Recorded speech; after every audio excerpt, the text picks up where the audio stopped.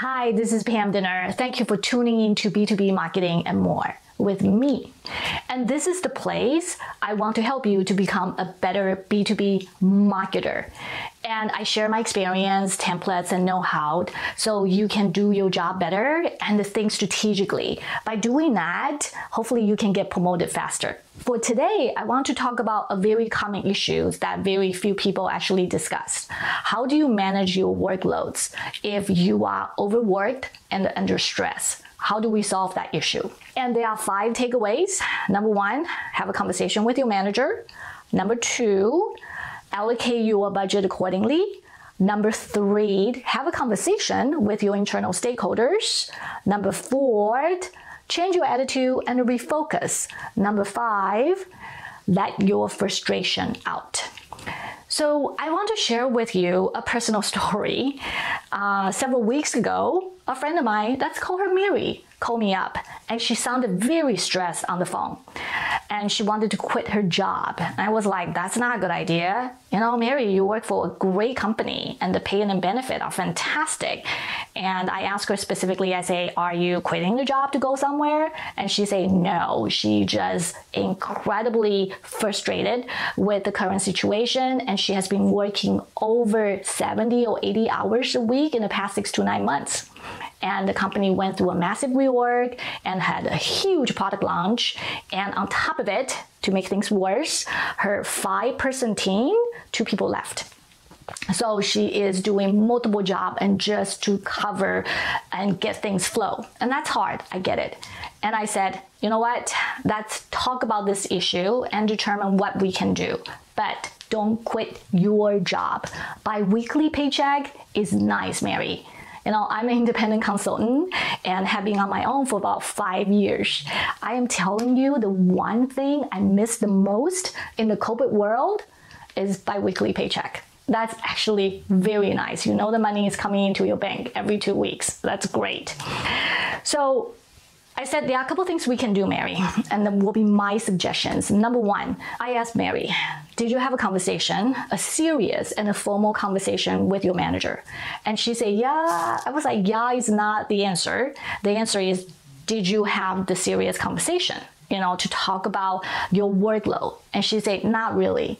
Well, that's an issue right there. So you need to actually have a formal and a very serious conversation with your manager. It's kind of like file a formal complaint, you know? So you have to make it very serious. But before you do that, you need to complete some homework. You need to do some preparation. The one thing that you need to do, and I told Mary, is that you actually have to list deliverables that you have accomplished in the past 6 to 9 months. What are the couple things that you have done? Great. That started with something positive. Second thing is document and write down a list of the things that she is doing right now that requires 70 or 80 hours of workload. What are the things that she's doing that requires her to work so hard?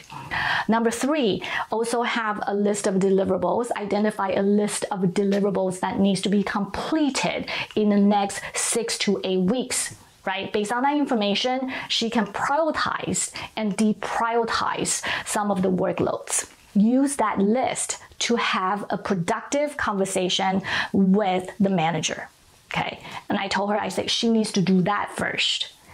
Second thing I suggested was, hey, Mary, do you have a marketing budget? If you do have a marketing budget, can you allocate some of that budget to hire a contractor or agency to actually help you out? I understand that some of the budget you can move around, but some budget you can't, right? So what is the policy of the marketing budget? What are some of the budget that you can move around? And maybe that can also be a conversation as the part of the discussion with the manager. Right? So look at your marketing budget and see if you can move the marketing budget to hire someone to help you out. The third thing I suggested to Mary was having a conversation with internal stakeholders. Obviously, marketing is a support organization. We have to support sales team, product marketing team, business units, etc. Right? In addition to our regular marketing job. So there are many requests coming in to the marketing organization or to the marketers from the internal stakeholders.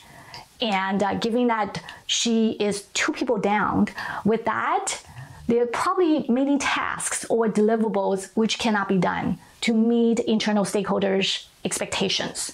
Therefore, it's important to have that conversation with your internal stakeholders to determine what can be done, what can't, right? And Mary tried to please everybody, and she, again, did not have that conversation with her internal stakeholders. So that is something also needs to be done, to have a very frank, open, and honest conversation with internal stakeholders. Number 4, change the attitude and refocus. I told her, and this happened to me as well, marketing is not life and death, to be honest. It's not like we are doctors and we misdiagnose something and a patient may die, right? Most of the marketing activity, especially routine marketing outreach or marketing tasks, right, sometimes can be delayed. It's not like, oh, you are working for your CEO's keynote or you have a massive product launch. These type of things, you cannot push that out. You have to meet the deadline, I get. But some of the routine marketing activities, you know what? If you have to slip for several days, so be it. But make sure you communicate that with your internal stakeholders so everybody's on the same page, right? So you have to change your attitude a little bit. I'm the guilty one, to be honest. A lot of time I put so much pressure on myself that I have to get something done. I'm like laser focused. I want to get it done, get it done, get it done. If I don't get it done, I completely stress myself out. Mary is very similar to me in that regard. So I told Mary, I say, sometimes we just have to let it go. And I have to consciously remind myself, it's okay not to get certain things done today, right? We still have tomorrow, hopefully. Number 5, it's that your frustration out. And I'm so happy that Mary called me and have this conversation. She's venting. It's kind of like a therapy session. You kind of let your frustration out, talk it through. So you don't want all that frustration to be buried inside. That is not healthy. We all know that. So talk to your colleagues. Sometimes, you know what? You might be on the same boat. Maybe that person is also working long hours, right? So have some sort of support group or discussions, actually very helpful. And then talk to your family members, talk to your, even therapist for that matter. But talk it out, talk it out, talk it out. Don't let the frustration bury inside you. So these are the 5 things I shared with Mary. And a couple of days ago, we had a brief conversation. She said she had a great conversation with her manager. Yay! And she also allocated and got approval, of course, some of the budget to hire a contractor. Yay! But the meeting with internal stakeholders didn't go that well, and the manager needs to intervene. And that's okay, right? Just the way it is. But they kind of re-agree in terms of some of the deliverables needs to be pushed out, and they agree on certain dates. And that's actually good. So that's actually a good news. Overall, it's still very stressful for Mary, but somehow she feels like she's managing it. With that being said, how do you deal with workloads when you are overworked and understaffed? Do you have any suggestion that you can share with me? I would love to hear from you. If you have any specific questions, send the question to pam@pamdidner.com. I want to find a way to address that, either in my podcast or the YouTube channel. So thank you so much for tuning in to my show. Really appreciate it. If you like the content, subscribe below or share the information with anybody who may benefit. I really appreciate that. It means a lot to me.